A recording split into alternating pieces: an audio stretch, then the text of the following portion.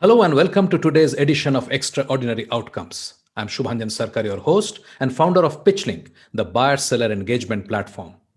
In our show today, we speak with Aval Sethi, Executive Director India, EFS Facilities Services India Private Limited. We start with our news roundup from the world of sales, SaaS and startups in NS3 and John Boccuzzi on why 1 million businesses go out of business every year.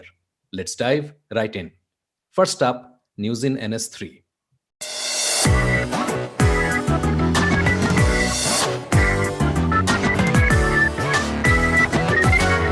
In this bulletin, Reddit raises 250 million in Series E funding.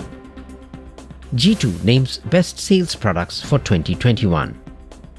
Swarm's satellite data network is now commercial. PwC predicts SaaS will continue its hot streak in 2021. Reddit raises 250 million in Series E funding. Reddit has raised a new funding round totaling $250 million. This comes hot on the heels of renewed public attention on the site, owing to the role the subreddit r/Wall Street Bets played in the recent meteoric rise and steep fall of the value of GameStop stock. Reddit also ran a 5-second Super Bowl ad on Sunday that looked like a standard post on the network. This is Reddit's 16th year of operation, and the company has raised around $800 million to date, including a Tencent-led $300 million Series D in February 2019. G2 names best sales products for 2021. G2 has named 25 products in their best sales tech listing for 2021, based on 4 million data points analyzed from over 100,000 authentic user reviews. The list puts Gong at number 1, followed by Chorus.ai, SalesLoft, HubSpot Sales Hub, and Mintical to complete the top 5. Salesforce CRM is ranked 18th. G2 scores products and vendors based on reviews gathered from their user community, as well as data aggregated from online sources and social networks. A unique algorithm is applied to this data to calculate the customer satisfaction and market presence scores in real time. Swarm's satellite data network is now commercial. Swarm, which now operates 81 sandwich-sized satellites in low Earth orbit, announced that its low-cost satellite data network is live and available to commercial customers. Swarm recently launched 36 of its small satellites during SpaceX's first ride-sharing rocket launch. Those satellites are now operational, and Swarm is able to provide full global network coverage. The network is low power and low bandwidth, meaning it's ideally suited for situations that require relatively low amounts of data transfer, but on a regular frequency over long durations. PwC predicts SaaS will continue its hot streak in 2021. PwC projects that SaaS will remain a hot market in 2021 as the shift to the cloud accelerates. In its Technology Deals Insight report, PwC said that SaaS was the most active part of tech deals in 2020. In 2021, capital will continue to flow easily into the tech sector, as indicated by record VC funding levels seen in Q3 2020. The larger, well-capitalized companies will look to grow through transformative acquisitions to accelerate their repositioning into SaaS, or to capitalize on the new ways of working and living in a COVID-influenced world. Thank you for watching. All links are also available in the show notes. If you have news about sales, SaaS, or your startup, share it with us at ns3@pitch.link. See you next time.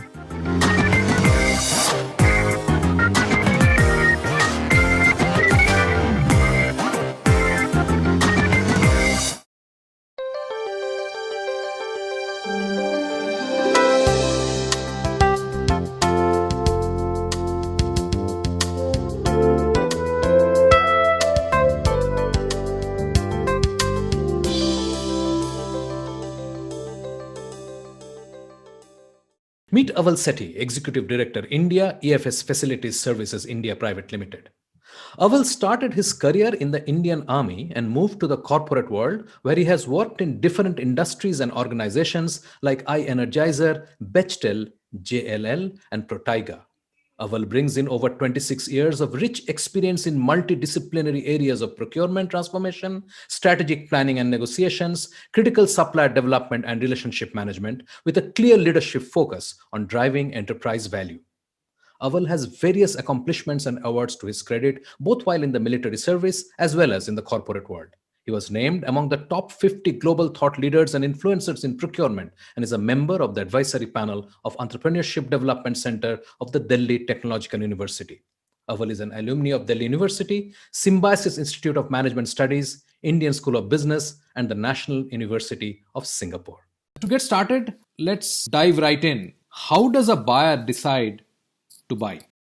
So thank you so much, Subhanjan, for having invited me to this chat. And I'm really looking forward to sharing my thoughts and my views on this.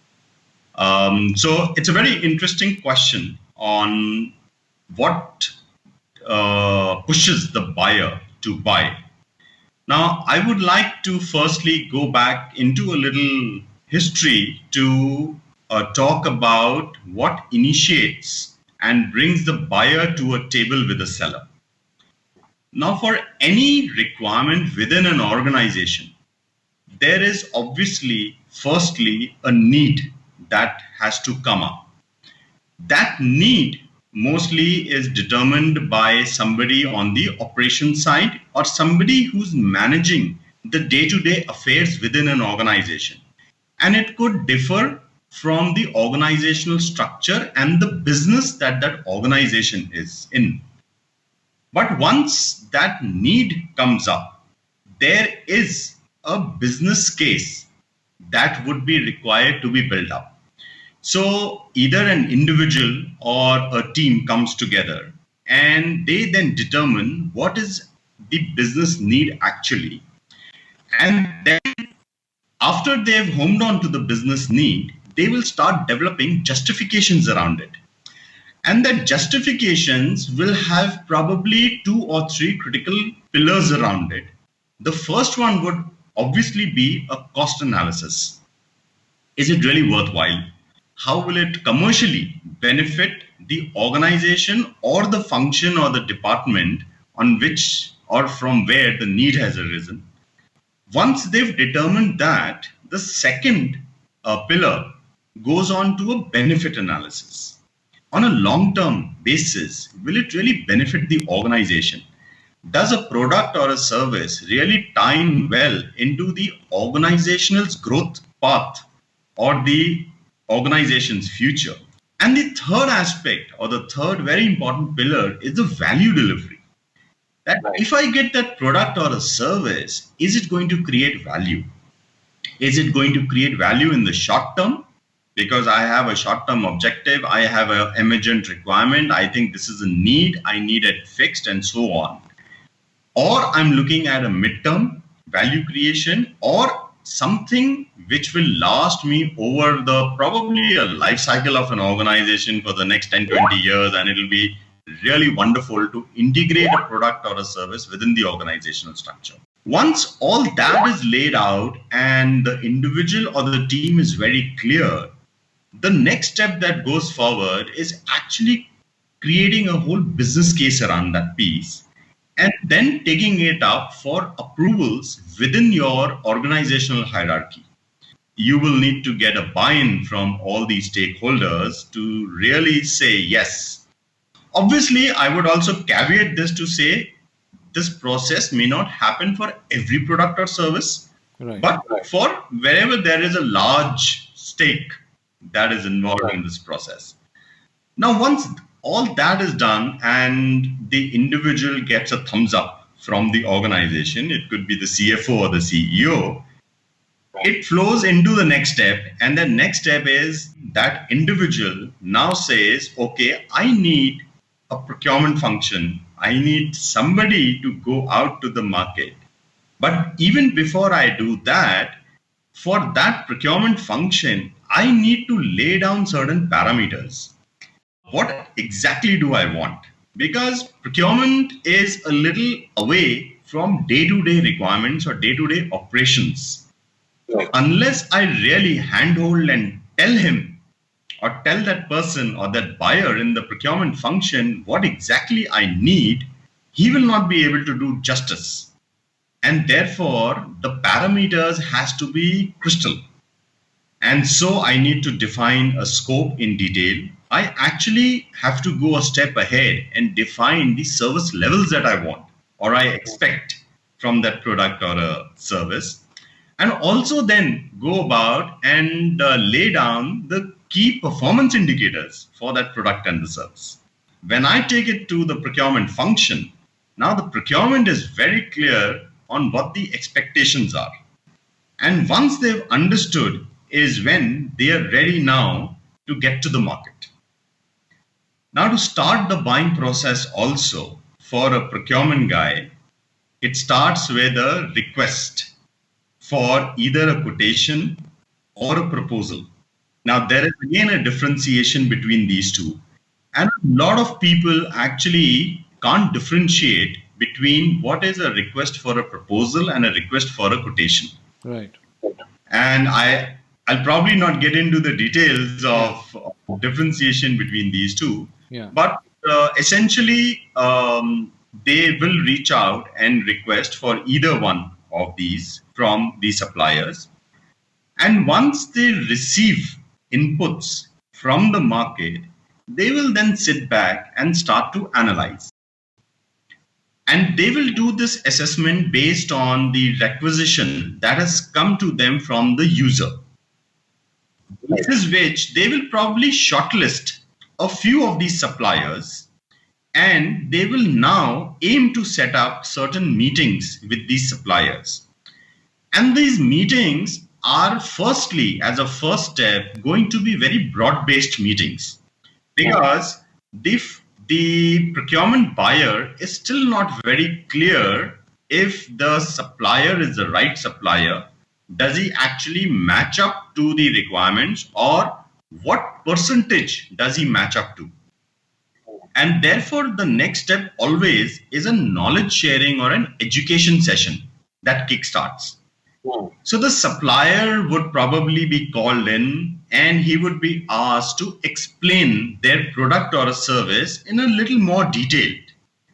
And there will be an open conversation around what the requirements of that organization are, which is very broadly and loosely configured at that moment, versus what is it that the supplier has to offer.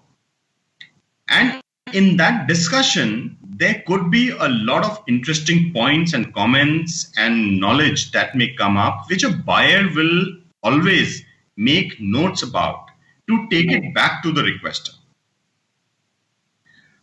Some of the aspects that probably a buyer will always focus on is, again, going back to how will it benefit, what is the value that will be delivered, defining that benefit and that value in the short term, the mid-term, or the long term. There could be either just one session or there could be multiple sessions. Still a buyer is clear that yes, or he's identified and shortlisted a few key players to say, yes, I am now quite convinced, I am now quite confident relatively that these are the suppliers who actually match up or meet close to what I'm expecting from a solution standpoint. And that is the time, once the buyer is clear, they try and get into the next level, which is the negotiation piece. I'm very passionate about this whole negotiations as part of the whole entire journey of a buyer. Right. And probably, if you permit, I like to talk a little bit about the changing dynamics of negotiation. Absolutely. The paradox of being a successful negotiator is that you can't be caught negotiating. So while clashing goals are at the heart of negotiations, but we must always remember that it's not a power struggle. Now let's look at probably how do you create value. And if you actually look at, and I quite often the not quote Sun Tzu, the Chinese philosopher and the famous general, who thousands of years ago had said that success in warfare is gained by carefully accommodating ourselves to the enemy's purpose. Even after so many years, even after years of analysis and research by psychologists and business thinkers, they've eventually come to the same conclusion. Understanding your adversary, their needs, and what value you might bring to them. And the real most important source of value in a negotiation is actually your ability to create value for the other side. Now, so regardless of what your outside options are, regardless of your personality style, regardless of how tough somebody sounds when they speak, the question that a negotiator is always trying to ask and answer is, what do I bring to the table that's of value to the other side? Which actually, if you look at it in other words, it's actually saying, what can they not do without me? Or why are they sitting with me here in the first place? And it's a way to solve a problem that is vexing both the parties. And the only way to get to the heart of the problem is to try to see it through the lens of the other party. So it is not the adversarial negotiation style with the emphasis on, we read a lot of theory about game playing, about theatrics and taking advantage of a supplier's weakness. It's not about that. It's more around information-based negotiations that both sides are equally informed of the other party. So a seller will probably get online and do a research about the buyer and their organization. And similarly, a buyer will get online and do a lot of research about the seller and their organization and the products and do a detailed deep dive into the solutions that are available. Traditionally, a buyer always dependent on the seller to come and educate the buyer about their solution, about their product and services, versus today in the digital era, the buyer would have done a deep dive, would have done their research, would have understood and identified the organization, its capability, looked at peer reviews, spoken to a lot of their own peers and network in trying to assess and gauge the service offerings, the issues around their services, and so on, and then sit on the table as a more informed buyer in this whole digital era. So from your experience, how many sales organizations are actually tuned to this thought? So in the past, very few actually. And again, going back to the premise that a salesperson has come with a sales mindset. I have to make a sale and that's it. I'm not interested in the partnership model. I don't know how my organization is going to take this, whether they will be open to this partnership model, to this collaborative approach, to really investing in R&D, or to really making way to changing the whole solution or modifying the solution to meeting a requirement's needs. But as we move forward, as I look at it today, there are a few organizations. And I'll tell you a very classic example. Like, for example, today in the COVID environment, we are talking about getting back to business. The first foremost challenge is when my office is in a multi-tenanted building, right, and I have lifts to utilize to get to my floor, how do I operate a lift? Now, traditionally, the lift manufacturer or the equipment manufacturer would say, you push buttons, the lift opens, you get into a lift, push buttons to your floor, and that's about it. But today, they're actually coming to say, I understand what the challenges are today. I am happy to retrofit my lift design to make it voice-activated elevators. I'm also enabling an app that your employees can download on the phone, which will do the same function of pressing a button to reach to your floor. Right. You don't have to click or you don't have to push the buttons in the lift. You can do the same thing on your phone. The behavior is changing because the clients or the users are demanding it. And somewhere the suppliers themselves are coming forward to say that, look, I want to be seen as more participative. I want to be seen as more collaborative. And therefore, let me preempt and bring solutions to this environment. and reach out to my consumers and tell them I have a fantastic solution to meet these challenges. Would you have any other thoughts to share? Going back to our original conversation, and we digress. But I think at the end of all the negotiations, then the terms and conditions of the buying organization would start to come into the picture, and that itself would involve a separate agency, which is the legal departments from both sides, from both the entities and the organizations, because it could not be just about the solution terms and conditions, but it could be also around a lot of other terms and conditions, in terms of payment terms, in terms of force majeure clauses. And now, especially with COVID experience, I think a lot of organizations, and my view is probably a majority of the organizations, are going to start focusing on the force majeure clauses and kind of building a whole risk around force majeure cases. So the terms and conditions are going to play a very, very critical role, even from a supplier risk mitigation.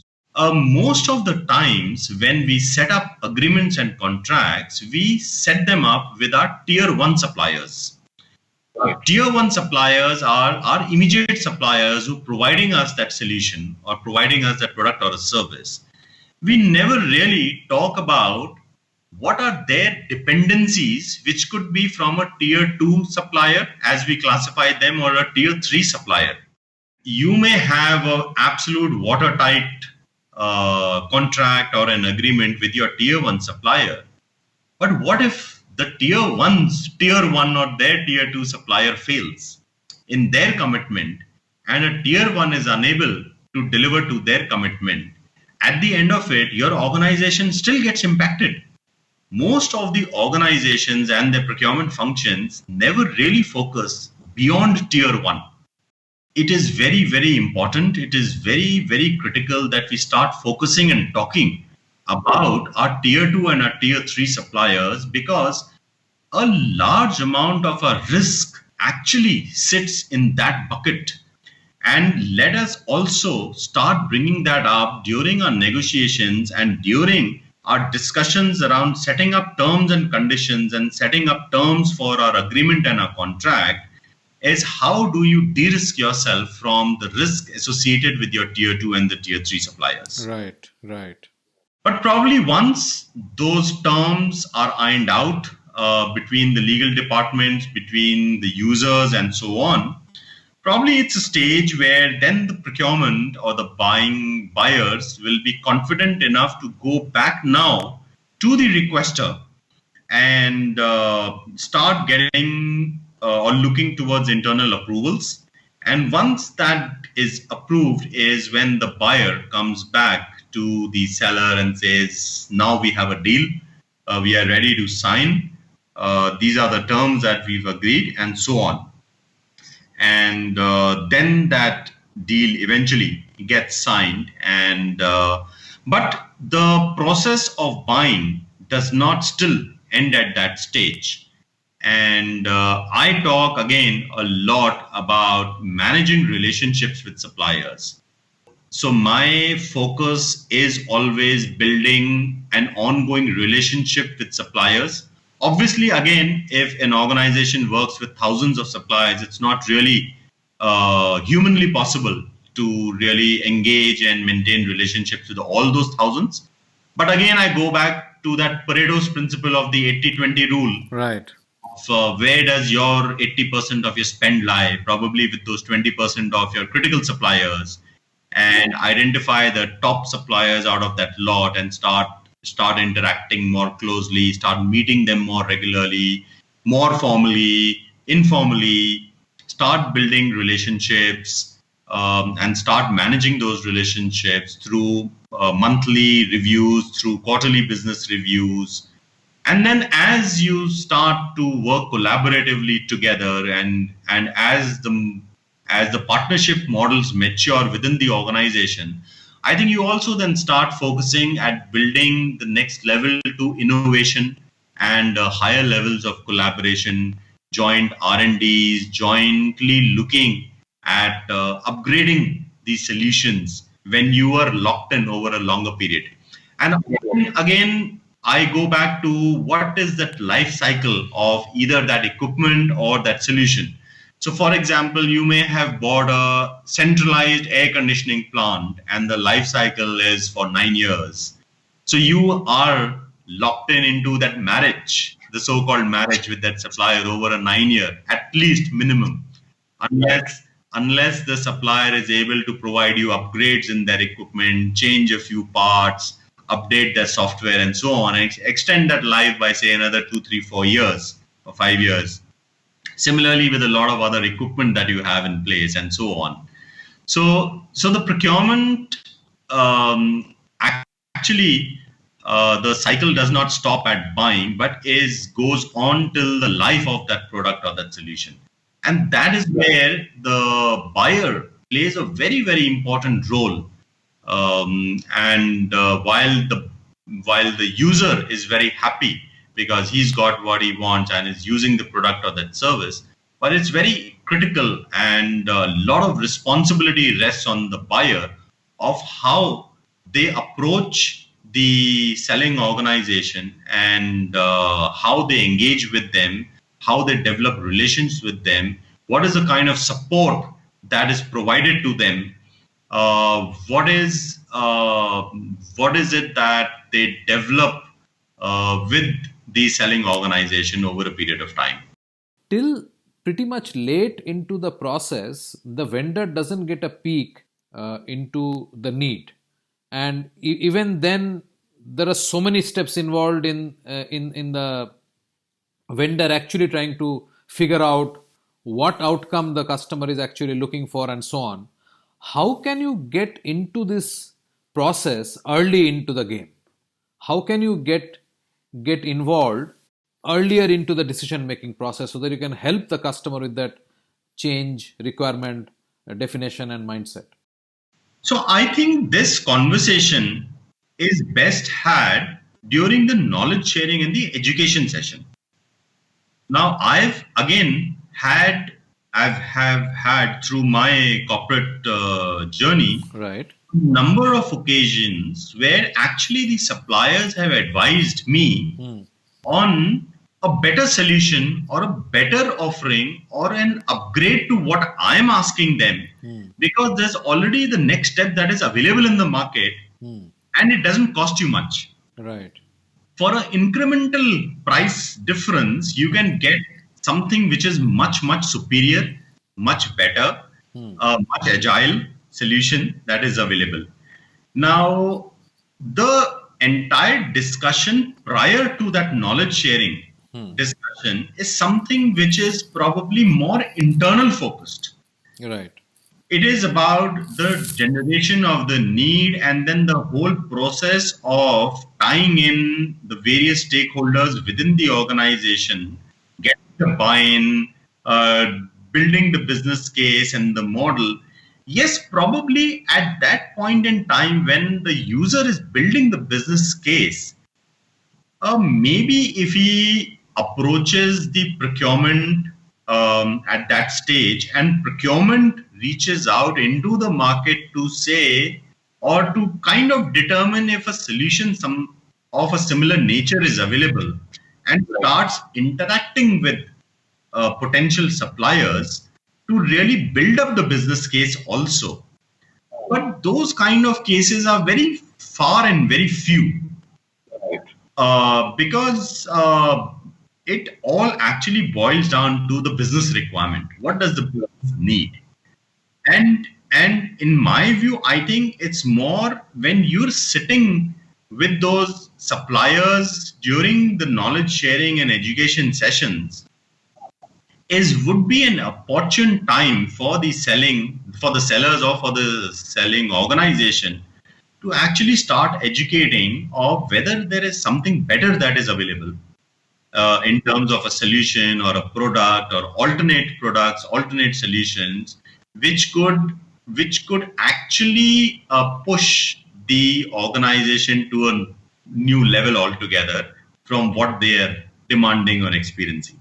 Great. Thank you, Aval. Most of the time, we don't go into this kind of detail, and it doesn't give the clarity to the seller how the buyer's mind is working and what is happening behind the scenes, which they will never get exposed to. Would you have anything else to add? So one thought that I always, again, have is that at the end of it all, procurement, if you actually look at it, is a sales job.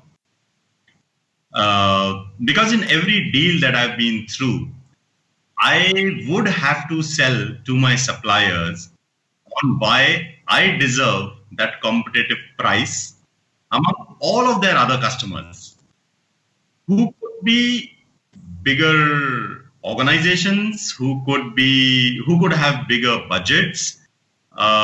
They could have bigger and probably better teams to support the whole project or the implementation.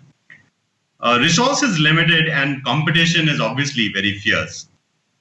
But if I cannot demonstrate my ability to add value to the supplier's current position, I will not or never get the best deal. Because a supplier also, from his standpoint, would say, I'm here only to sell. This organization cannot add anything, or it's not a big brand. I cannot boast about partnering with them and use that leverage to sell to other clients. So I have a very tough call to really push my way through so that I'm able to get a good deal. And the process itself will always involve identifying the uniqueness of my own company, which I'm representing, and presenting the value that could be put on the table to that potential supplier. And if I look at my entire peers and the entire buyers per se, as I interact with them, some of the good buyers that I've seen or the procurement professionals that I've seen, I can probably blindly say that they're almost 100% of the times excellent salespeople too. So just a thought, my perspective. That's a very, very interesting thought. It's like every buyer is also seller in his own business, right? So every business is selling something while it's buying something else. But the buying process itself is a selling process, and vice versa is a very interesting take, Aval. Thank you so much. And I would really look forward to chatting with you more on specific bits and do more detailed chats with you in the future. Sure. Thank you so much. And I'll look forward to those chats. Thank you.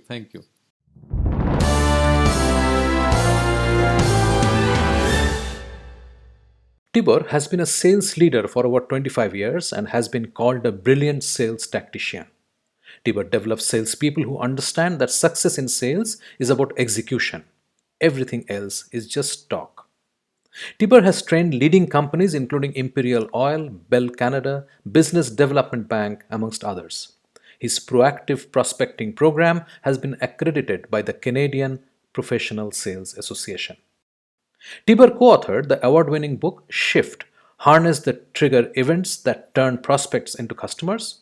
He has been named in the top 30 social sales influencers in the world by Forbes in 2014, voted 50 most influential people in sales and lead management by Top Sales Management Association, and is a top sales and marketing blog gold medal winner from Top Sales World. So the data is good. It'll help you if you have an idea or if you have a plan, right? If you don't have a plan, having data is just nice, right? So, I think the question is how you execute, how you put all this into practice.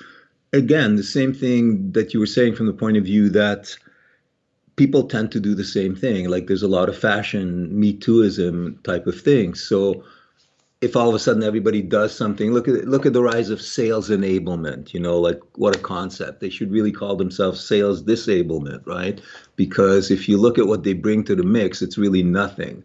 If you look at the last 5 years based on CSO Insights data, the Miller-Hyman shop, slightly more than half of people have made their quota over the last 5 years, which is about the time that sales enablement has made its rise. So maybe it's about the time that we slay sales disablement and allow salespeople to actually sell as opposed to gather statistics, which is what sales disablement gets them to do. But I really do think it comes down to how you engage with that company, how you engage with the opportunity, how you engage with the individual person.